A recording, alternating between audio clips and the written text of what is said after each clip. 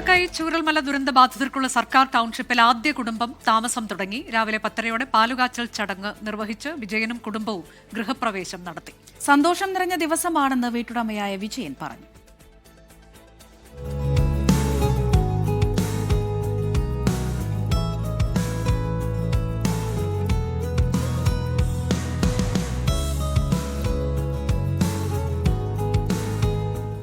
ടൗൺഷിപ്പിൽ ഇന്ന് പുഞ്ചിരികൾ നിറഞ്ഞ ദിവസമാണ്.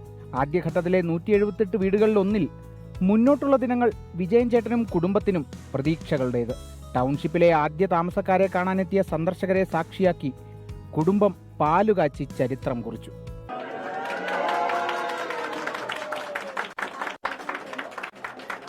ഇത്രയും വലിയൊരു പ്രൗഢഗംഭീരമായിട്ടുള്ള ഒരു പാലുകാച്ചൽ ആണ് നടന്നത്.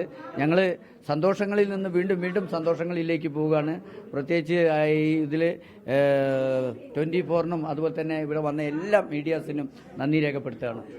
തെല്ലൊരു സങ്കടം മനസ്സിൽ വെച്ചാണ് ഈ സന്തോഷത്തിൽ പങ്കുചേരുന്നതെന്നും പുതിയ സർക്കാരിന് ടൗൺഷിപ്പ് നല്ല രീതിയിൽ മുന്നോട്ട് കൊണ്ടുപോകാനാകട്ടെ എന്നും മുൻ മന്ത്രി OR കേളു പറഞ്ഞു. പാലുകാച്ചൽ കർമ്മത്തിൽ കൂടാനൊക്കെ സാധിച്ചതിൽ വളരെ വളരെ സന്തോഷമുണ്ട്.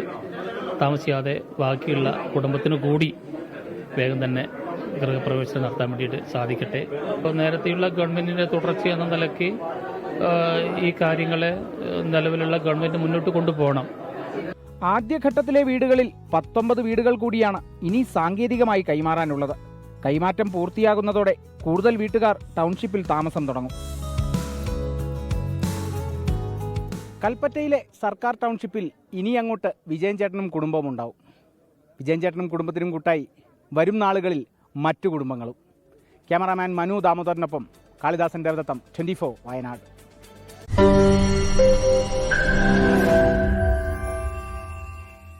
ലോകത്തെവിടെയായാലും ഏത് സമയത്തും 24 വാർത്തകളും ഓഗ്മെന്റഡ് റിയാലിറ്റി പാക്കേജുകളും എക്സ്പ്ലെയിനറുകളും വിശദമായി കാണാൻ ഞങ്ങളുടെ യൂട്യൂബ് ചാനൽ നിങ്ങൾക്ക് സബ്സ്ക്രൈബ് ചെയ്യാം.